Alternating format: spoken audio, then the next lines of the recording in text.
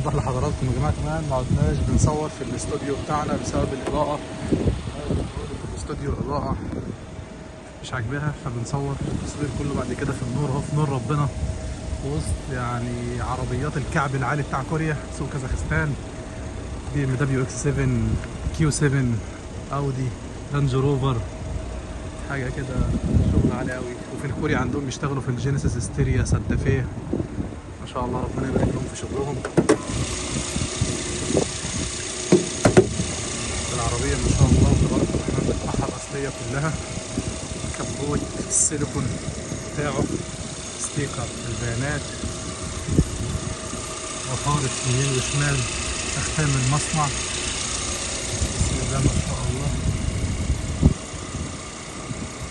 يا جماعة يمين وشمال اختام المصنع. هي عندنا البطارية بالمية الخضراء بتاعتها، لكن الجي دي اي طبعا جزرين دايركت انجكشن زي ما حضرتك شايف كده. تكفين العربية، دواخل العربية السيليكون الاصلي والكريبت الاصلي للمفتاحات، دواخل العربية فابريكا بالكامل ما شاء الله، يمين وشمال تقفيل المصنع بالكامل. يا جماعة ما شاء الله تبارك الرحمن. نشيل كمان الجلدة بتاع السيارة ونكمل فحص العربية مع بعض، نتفرج على القوايم كلها، نفتح السنتر لوك ونتفرج على القوايم ونقول بسم الله.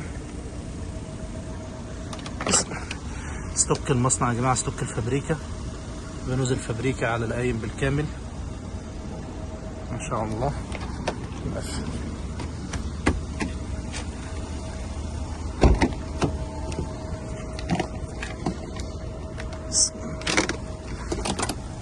اهم حاجه بندور عليها يا جماعه ستوك المصنع، فابريكا بالكامل،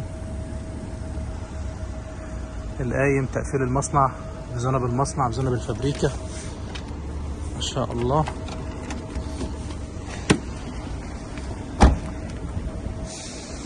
نكمل مع بعض. ستوك المصنع، القايم، فابريكا بالكامل.